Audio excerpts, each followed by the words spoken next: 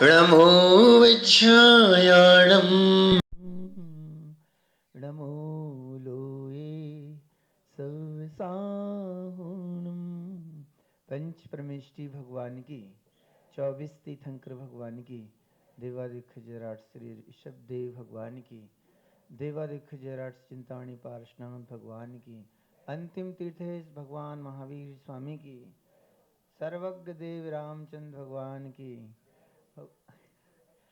आचार्य भगवान श्री कुंदाचार्य महाराज की, परम पूज्य मुनि कुंजराचार्य आदि सागर जी महाराज की, परम पूज्य तीर्थ वक्स श्रवण्याचार्य वंश महावीर कीर्ति जी महामुनिराज की, परम पूज्य वात्सल रत्नागांचे विमल सागर जी महामुनिराज की, परम पूज्य युग से तपस्वी सम्राट सन्मति सागर जी गुरु महाराज की, परम पूज्य वर्तमान के वर्धमान अध्यात्म सरोवर के राजहंस आचार्य भगवान श्री सुनील सागर जी गुरुदेव की,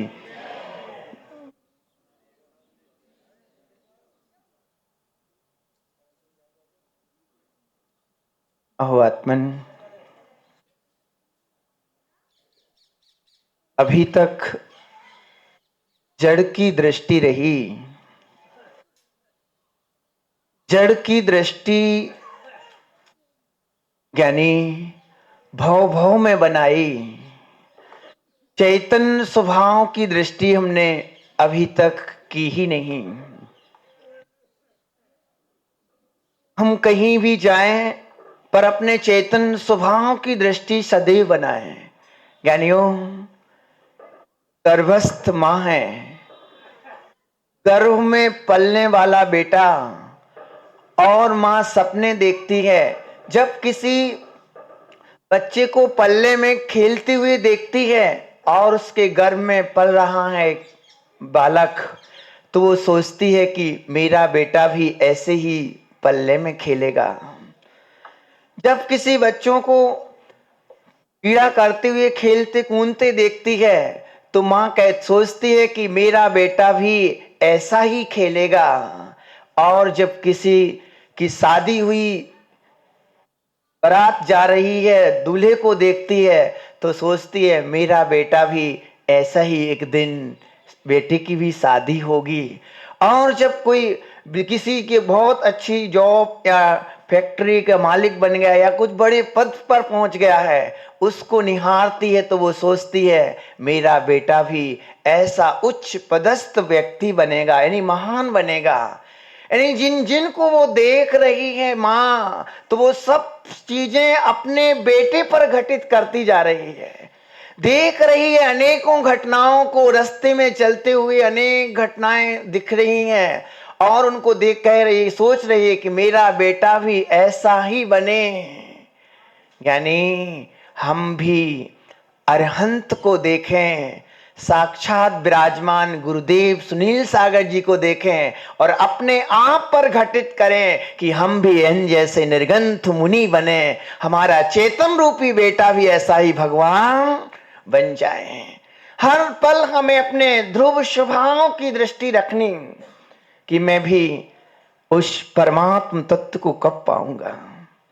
ज्ञानियों, सब जीव भगवान बनना चाहते हैं और भगवान महावीर ने तो सबके लिए समान घोषणा की है कि सब परमात्म स्वरूप हैं, सब भगवान बन सकते हैं। ऐसा यहाँ कहा ही नहीं जाता है कि तुम मेरी पूजा करो और बस तुम मेरे भक्त बने रहो, मैं तुम्हारा प्रभु बना रहा हूं, बस तुम यही बस ऐसा ही इस रूप करते रहो। ज्ञानी भगवान महावीर ने बड़ी उदार भावना के साथ कहा है कि प्राणी मात्र भगवान बन सकता है।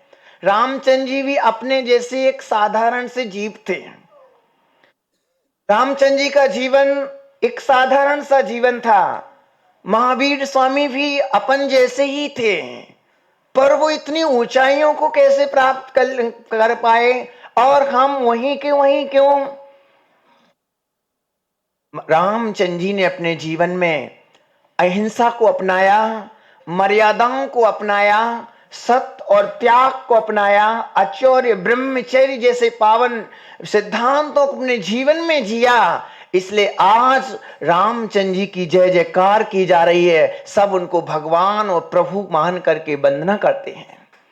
लोग भूल गए हैं, लोग सुख के कारण कुछ और बना लिए हैं।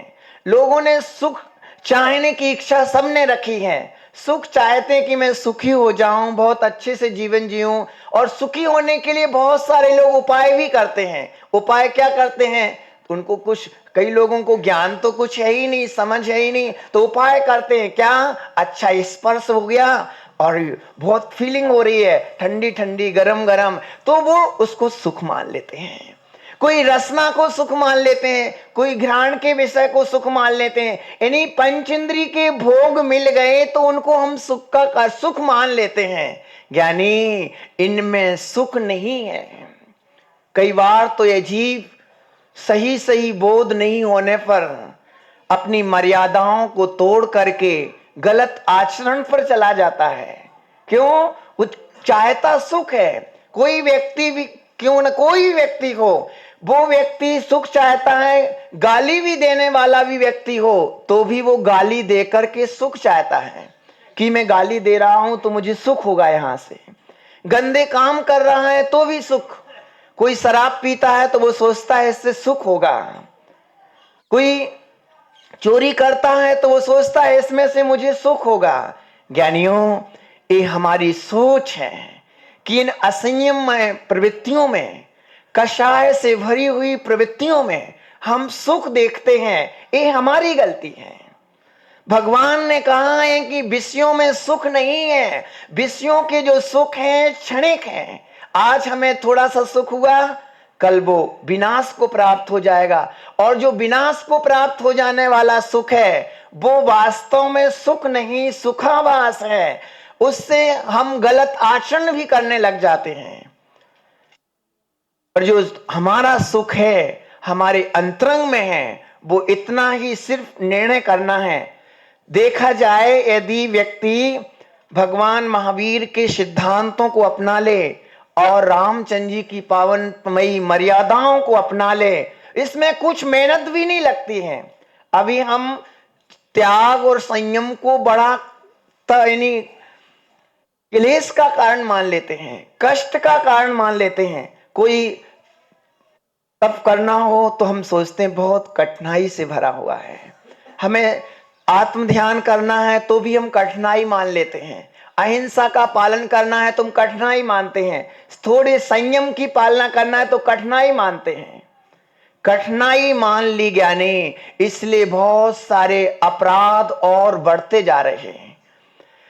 जहां हर पल शांति है, जहां कोई कठिनाई का काम करना ही नहीं। महावीर स्वामी ने तो यहां तक कहा है कि बाहर में कुछ भी नहीं करना तुम्हें, जो कुछ भी पाना है वो तुम्हें ना करने में मिलेगा।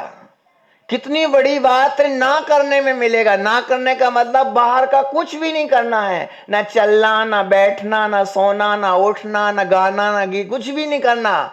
अब महाराज आप कह रहे हो कि चलना बैठना कुछ भी नहीं, तो गृहस्थी में तो ये सब कुछ काम होना ही होते हैं, ये तो करना ही पड़ते हैं। हाँ, आप सबको ये सब करना भी है, पर इसी को करते हुए भी धर्म भावना के साथ करना है।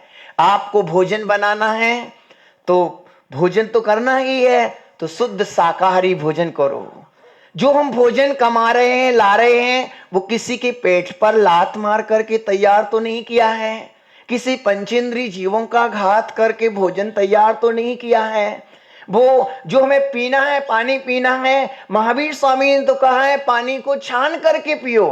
और छानने की जो विधि है वो बहुत उत्कृष्ट तरीके से छानो।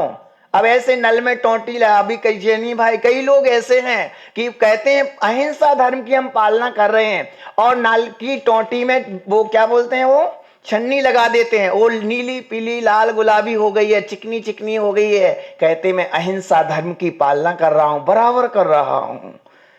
कि हम पानी छानने का तरीका गलत अपनाते हैं और फिर अपने आप को मान लेते हैं कि हम अहिंसा धर्म का पालना कर रहे हैं। पर जो पालने की तरीका है वो बहुत उत्कृष्ट है। वो कोई वही जीव कर पाता है जिसके अंदर तीव्र करुणा और दया हो, जो अपने जैसा एक बूंद में रहने वाले जीवों को अपने जैसा मानता, वो ही वो पानी को छान सकता है। पानी छानने की बहुत, यानी जो पानी छाना और पानी छानने के वो बिल छानी जो किसको बोलते हैं, वो जहां से पानी आया है उसी स्थान पर पहुंचना चाहिए। और उस बीच पहुंचाने में बीच में कोई ऐसी असावधानी नहीं घट जाना चाहिए जिससे उनमें जो जीव हैं उनको तकलीफ हो जाए। अब वो सावधानी किस विधि से करना है, ये सब आपने शास्त्रों में सुना है। किस तरीके से कपड़ा को लाना, कैसे वो पानी निकालना, संभालना, एक बूंद भी नीचे ना गिर जाए। ऐसी उत्कृष्ट दया का भाव रखने वाला जीव तो एक जिन शासन में ही मिल पाएगा। तो पानी पीना है तो पानी छान करके पियो, यानी पानी पीने के लिए छान करके बोला गया है। भोजन भी करना है तो हमें कौन सा भोजन करना है, भोजन तो हम कर ही लेते हैं, पर भोजन करने के लिए बताया है कि सबसे पहले जमीन कंद का त्याग करो। शुद्ध भोजन जो जिन भोजनों में अभक्ष हो, मिला हो या अभक्ष खुद हो भोजन, वो भोजन हमें नहीं करना चाहिए। अभक्ष का मतलब होता है जो पूज्य पुरुषों को खाने योग नहीं है, या जो धर्मात्मा पुरुषों के योग लेने योग नहीं है, जो गलत तरीके से बना है, यानी जो अपनी मर्यादा को छोड़ चुका है, ऐसा भोजन नहीं करना। अब मर्यादा को खो चुका है, कौन भोजन हो सकता है वो? जो जैसे अभी जैन दर्शन की दृष्टि से बोले तो अभी ठंडी का सीजन चल रहा है, तो 7 दिन की आटे की मर्यादा है। कितने दिन की? 7 दिन की आटे की मर्यादा है। उसके 1 मिनट भी तुम बाहर हो जाते हो तो वो खाने योग्य नहीं रहता है। अब चलो इतना तुम नहीं कर पाते हो, इतना मोटा, इतना बड़ा सूक्ष्म जो मूल धर्म में जुड़ी हुई बातें हैं अहिंसा की, इतनी पालन नहीं कर पाते तो इतना नियम कर लो कि सीधे होटलों का भोजन नहीं करेंगे, होटल पे बनने वाले मांसाहारी होटलों पर भोजन नहीं करेंगे। और ये शुद्ध क्या बोलते हैं, पैकेट बोरी बंद सीधा आटा आता है, छानते भी नहीं है और सुड़ियों को उसमें डाल देते हैं, और हम शौक से वो भोजन तैयार करके हम महंगा महंगा भोजन लेकर के आ जाते हैं। फिर हम अपने धर्म को कैसे बचा पाएंगे? भोजन से ही व्यक्ति की पहचान होती है। आचार्य महाराज जी कहते हैं, गुरुदेव कहते हैं कि व्यक्ति की पहचान भोजन से ही होती है। कुल से और भोजन से पता पड़ता है कौन सा व्यक्ति है। आपके सामने थाली लगी हुई है, कई प्रकार, एक राजसी भोजन की थाली लगी हुई है, एक सात्विक भोजन की थाली लगी हुई है। आप किसको पसंद करते हो, उस पसंद से व्यक्ति की पहचान हो जाती है कि व्यक्ति क्या है। आपके सामने भोजन रखा, होटल भी सामने है और एक शुद्ध भोजन बनाने वाला स्थान भी वहीं है, आप कहते नहीं होटल सामने है, अपने क्या यही कर लेते हैं। और सामने समस्या और आ जाए कि सामने कच्चा माल भोजन तो तैयार है पर थोड़ा बनाना तुम्हें पड़ेगा, शुद्ध भोजन आप बना सकते हो पर सामने होटल है, इच्छा होती है कि नहीं होटल का ही सही है, कौन मेहनत करे। आजकल तो मालूम है भाई साहब, लोग ऑनलाइन चटनी मंगाने लगे, सब्जियां रोटी हम ऑनलाइन। हेलो नो, आज हमारे यहाँ अतिथि आए, इतना बोलने की जरूरत नहीं है, आज हम वो चटनी भेज देना, वो समोसे भेज देना। ओ हो, इतना आलस आ गया है। अब मैं जैनी भाइयों को, मैं दूर की बात तो छोड़ो, इतना आलस आ गया है कि हम शुद्ध भोजन नाम की अतिथि आ जाएं तो होटलों का भोजन मंगाते हैं। कभी कभी तो ये डर लगने लग जाता है कभी साधुओं को ना ऐसा कर दें। हाँ, मंगा के रख दे, महाराज शुद्ध है, मन शुद्धि वचन ऐसी दशा। पर आज भी वो जैन श्रावक जयवंत है, आज भी भली वो अपने के लिए अशुद्ध भोजन कर ले कभी धोखे से, वैसे शुद्धि करते कोई अशुद्ध हो जाए, पर जब निर्गंथ मुनि आएंगे तो उनकी पूरी शुद्ध भोजन की तैयारी रखते हैं कि आज हम इतना तो कर्तव्य हमारा बनता है। माताएं शुद्ध घी निकाल करके रखेंगी, नहीं निर्गंथ मुनि आएंगे, अब चौका लगाना है। ये दोषपूर्ण चौका नहीं है। कई लोग होते हैं लक्ष्य करके चौका लगाते हैं कि अभी हमने चतुर्मास में 5 दिन चौका लगाना है, तो ये भी दोष नहीं है। इनने नियम किया है खुद ने कि हम शुद्ध भोजन करेंगे 5 दिन या 10 दिन, जो भी आपकी भावना श्रद्धा जुटती है उतने दिन करेंगे, तो भी मुनि महाराज जी को लोग उद्दृष्ट का भोजन करते हैं। दोष नहीं लगता है, और श्रावक का भी धर्म होता है। तो मैं आप आचार्य महाराज जी ने एक बहुत अच्छी बात कही थी एक जगह, किशनगढ़ के प्रवचनों में कही थी, आहार संबंधी। यानी हमें चौके, वो भूल रहे बहुत अच्छी महत्वपूर्ण बात कही थी वो। तो कहने लगा हमें प्रतिदिन ना सही पर 300 कितने दिन होते हैं, 65 दिनों में से 1-2 दिन कम से कम है, जो खूब व्यस्त हो उसकी बात कर रहा हूं। वैसे तो 365 दिन ही हमारे घर रसोई में नहीं चौका होना चाहिए, किचन नाम की चीज ही नहीं होना चाहिए, शुद्ध भोजन करना चाहिए। जब कोई अतिथि आए महाव्रती तो हम तुरंत उनको भो स्वामी नमोस्तु नमोस्तु कह करके पुकार सकें। आज बहुत जरूरी है। आज हमारा सबसे ज्यादा भोजन अशुद्ध हो रहा है और कुछ नहीं हुआ है, सबसे ज्यादा भोजन अशुद्ध। और भोजन अशुद्ध हुआ है तो व्यक्ति का खून किससे बनता है, भोजन से बनता है। खून मांस पीव धातु भोजन से तैयार होते हैं, और जब भोजन अशुद्ध हुआ तो पूरा जीवन भी अशुद्ध हो ही जाता है। आप कुछ संभाल पाओ या ना संभाल पाओ, पर घर का चौका जरूर संभाल के रखना। आपने यदि चौके में गंदी चीजों का प्रवेश दिला दिया, होटल के भोजन का प्रवेश दिला दिया, तो वो दिन दूर नहीं आपका बेटा आपके घर में भोजन ना करके होटलों में करेगा। फिर कहां करेगा? महाराज हम ही लोग होटलों में करते हैं, बेटे की तो छोड़ो। होटल का भोजन सबसे खराब। होटल में करने वाले पसीना भी लेते हैं, उसमें डालते जाते हैं इल्ली बिल्ली क्या बोलते हैं, सब कीड़े मकोड़े सब उसमें, पंचेंद्री जानवर मेढक सर्प कुछ भी पूछ। और मालूम कई बार तो वो अचार होता है होटलों में, तो अचार में कभी खुला रह जाता है ना, तो छिपकली भी गिर जाती है या चूहा भी चला जाता है, तो भी वहां सबको। यानी होटल का भोजन जो करते हैं वो निश्चित ही है वो अपने पवित्र आचरण से कोसों दूर होते जा रहे हैं, यानी हो ही गए समझ लो। तो हमें उस आचरण को सलामत रखना है। तो जैन बंधुओं से मेरा सबसे कहना है, रामचंद्र जी का खुद का ही भोजन पवित्र था। मालूम जब सीता जी को लेने गए हनुमान जी, तो उनने अंगूठी डाली, तो अंगूठी डाली जैसे तो उनने कहा अंगूठी, तो कहा हम राम के दूत हैं। तो बोले राम के दूत तो कोई मायामयी भी हो सकता है, अंगूठी लेके आए तो मायामयी व्यक्ति भी अंगूठी बना सकता है। ये बताओ तुम राम के पास से आए हो, श्री राम के पास से, तो ये बताओ कि रामचंद्र जी का भोजन क्या है। तो बहुत अच्छे शब्द कहे हनुमान जी ने, रामचंद्र जी का शुद्ध शाकाहार पवित्र चावल दाल सब्जी यही उनका भोजन है। इन्हीं भोजन से रामचंद्र जी की पहचान सीता ने अशोक वाटिका में कर ली कि हाँ सच्चा इन्हीं सच में वहीं से आए हैं। रामचंद्र जी ने भी अपना जीवन पवित्र जिया, इसलिए आज ये सब पूज्यता को प्राप्त हैं। आज उस पूज्यता को प्राप्त जीव एक खान पान पवित्र रखा, सोच अच्छी रखी। देखो भाई, एक सोच करने, अच्छी सोच कर लेने से ही व्यक्ति महान हो जाता है। आप भी जीव हो, भगवान भी जीव ही है, कोई अलग से तो है नहीं वो। हम ऐसे क्यों और भगवान वैसे क्यों, हम में और उनमें अंतर क्यों आ गया, किस कारण से अंतर पड़ गया है भगवान में और हम में? अंतर इतना ही आया कि भगवान ने पवित्र विचार रखे, गंदे भाव को कोसों दूर छोड़ दिया है। अन्याय अनीति अत्याचार बेमनस्ता यानी कसाय भाव और परिग्रह की लिप्सा, कोई चीज को स्थान ही नहीं दिया। इसलिए वो इतने पवित्र हो गए, इतने विशुद्ध हो गए कि सारी दुनिया जब उनका नाम लेती है तो दुनिया के पाप ताप संताप हर जाते हैं।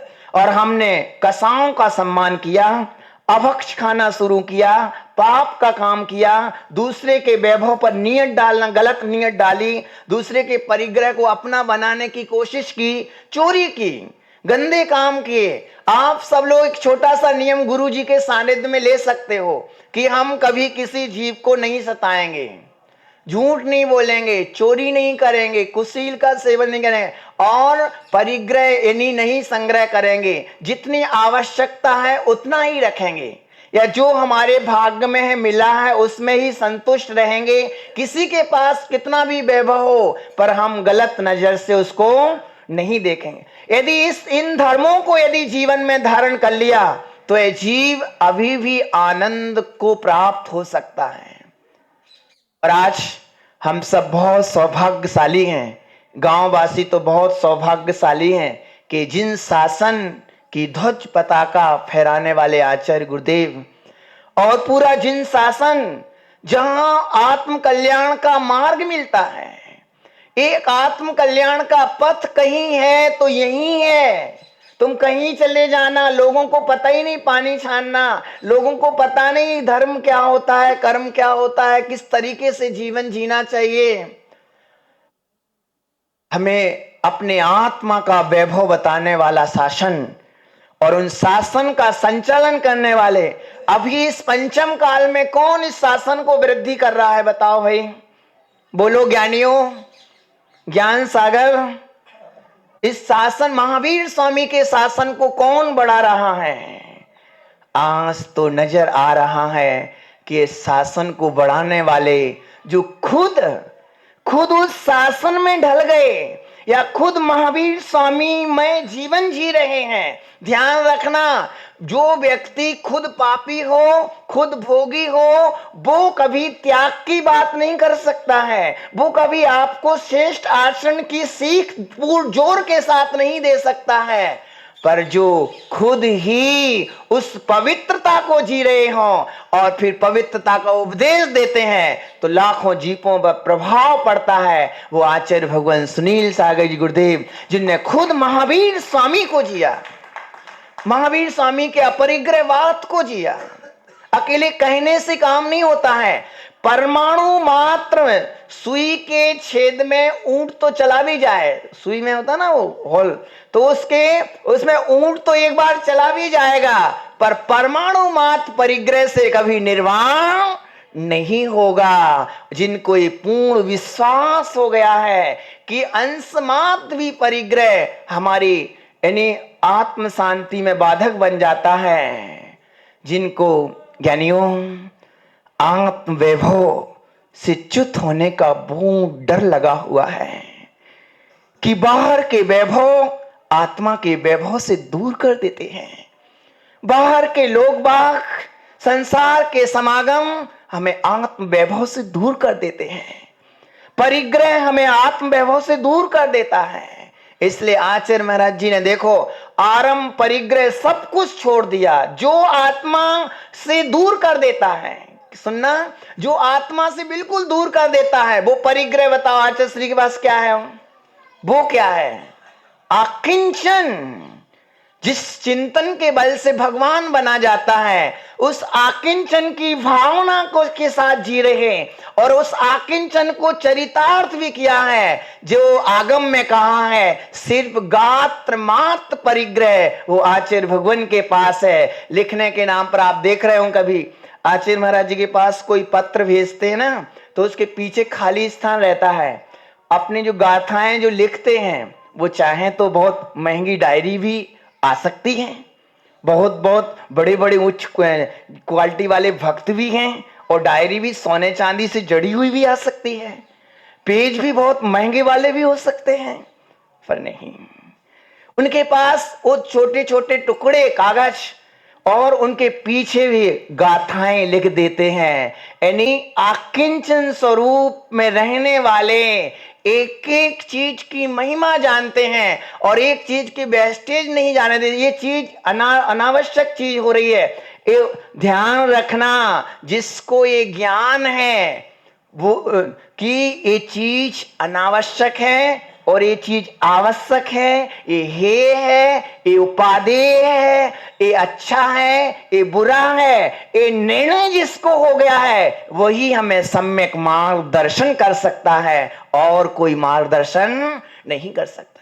लोगों को पता ही नहीं अच्छा क्या है बुरा क्या है, खाते जा रहे, जीते जा रहे, इकट्ठा आने दो, कुछ दूसरे को तकलीफ। कई लोग तो ऐसे भी होते हैं, सामने वाले के सामने कुछ भी किसी के बारे में कुछ ही बोल देंगे, सामने वाले को दुख लगेगा, तुमने बोल तो दिया है, उसके भी ऊपर क्या बीतेगी, पहले सोचना चाहिए, पर अज्ञानी जीव सोचते नहीं हैं।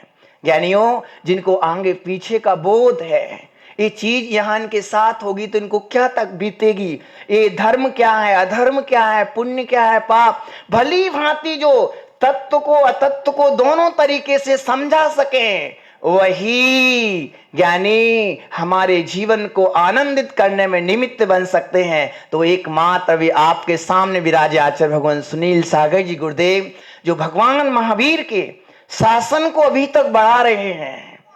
ज्ञानियों, विचार करो, आप लोग कितने फ्री हो।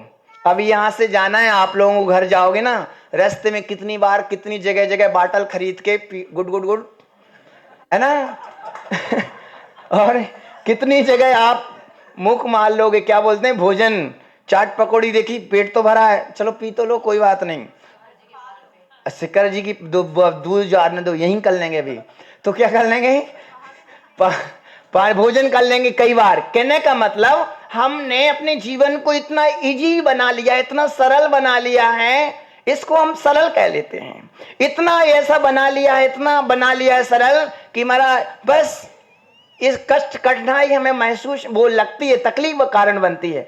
पानी कौन छाने, पहले के लोगों के पास एक क्या बोलते हैं, लोटा, डोर और छन्ना एक होता था, ये सच्ची जैन की पहचान थी। आजकल होता है, क्या होता है बताओ, कोई पहचान है क्या आप लोगों के पास? मोबाइल तो सबके पास ही है। तो ज्ञानी हो, तो आज हमारी पहचान किससे है? आज हमारी पहचान है तो निर्गंत गुरु से है। आप जब आचार्य महाराज जी जब विहार कर रहे थे, कितना विशाल संघ, और जब रास्ते से गुजरता है तो एक आंखें धन्य हो जाती हैं इस दृश्य को देख करके, इन निर्गंथ मुनिराजों को देख करके, और इनकी परिपालना कराना, सब साधुओं का मार्गदर्शन करना, सबको लेके चलना, इतनी उदारता होना, कितने के परिणाम बिगड़ते जाते हैं, उठते हैं, बढ़ते हैं, उनको सबको संभाल के रहना, उनको तत्व उपदेश देना, कितना बड़ा काम करना होता है। ज्ञानियों, आप सब ज्यादा कुछ नहीं कर पा रहे हो, पर एक भाव रखना कि हे भगवान, मुझे भी वो सामर्थ्य देना कि मैं आचार्य भगवान जैसे बन पाऊं। जब बनूंगा ही, पर इन आचार्य भगवान के रत्नत्रधारियों की जिन शासन की प्रभावना में कभी भी मैं प्रमाद ना करूं, आधी रात को भी जाना हो इनकी सेवा में, इनकी भैयावृत्ति में, इनकी शासन, इन धर्म की प्रभावना में, तो मैं तुरंत तैयार रहूं। ऐसा नहीं भाई कल अपन को बिहार कराने चला है, नहीं आज नहीं जा पा रहा हूं, आज नहीं, समय नहीं है, ऐसा प्रमाद हमारे में नहीं आना चाहिए। तो ज्ञानियों, ये सब सौभाग्य से आपको इस वसुंधरा पर कलिकाल में भी महावीर का रूप दिखाई दे रहा है। हम तो आगम भी कई लोगों ने नहीं पढ़े हैं, कोई आगम में महावीर का रूप क्या है? आज हमें साक्षात आचार्य महाराज जी के चलते फिरते, जब आप चलते होंगे ना महाराज आचार्य श्री के साथ, तो नीचे देख करके आचार्य महाराज चलते हैं। यही तो एरिया समिति का संदेश गुरुदेव दे रहे हैं, और उनके मन में यह अभिप्राय होता है कि एक जीव मेरे पग से कभी दब ना जाए। वो सावधानी से, तुम सैकड़ों बातें करते जा रहे हो, पर अपनी सावधानी से चलते जा रहे हैं। यही तो हमें महावीर स्वामी का चरित्र हमें दृष्टिगोचर हो रहा है। हम सब सौभाग्यशाली हैं कि हे भगवान, अनुमोदना करें, भावना करें कि हे भगवान, मेरा मन वचन काया इनके साधना में निमित्त में काम आ सके। मेरा तन मन धन सब कुछ यदि मेरा है तो सब कुछ है तो जिन धर्म की प्रभावना के लिए है, और प्राणी मात्र के कल्याण में मैं निमित्त बन सकूं। और सब गांव वासियों से आचार्य श्री के एक चरणों में एक नियम करना कि मैं भी महावीर और हम रामचंद्र जी के जैसा जीवन जीऊंगा। आज भारत की पहचान मालूम कुतुब मीनार और लाल किला से नहीं है, अजंता एलोरा की गुफाओं से भारत की पहचान नहीं है। भारत की पहचान है तो राम की मर्यादाओं से है, जियो और जीने दो के सूत्र के सिद्धांतों से है। इसलिए आज भारत जाना जाता है। आप सबने उस भारत में रहने का सौभाग्य मिला, तो उस पावन पहचान को हम भी और बढ़ाएं, और गुरु चरणों में कोटि सा बंधन करते हुए हम भी उस पावन पवित्र चरित्र को स्पर्श करें। इस छोटे से भाव में एक कर तो लें, जैसे आचार्य महाराज जी ने पूरा जीवन साधना में दे दिया, तो आप सब इतना ही कर लो कि जो बचा हुआ भाव है, शेष जीवन है, वो हम भी आप जैसी रत्नात्रय की पवित्र भावना हमारे जीवन में भी आए, ऐसा मंगलमय उपदेश हमें भी मिले। इन्हीं मंगल भावना के साथ आचार्य भगवान सुनील सागर जी गुरुदेव की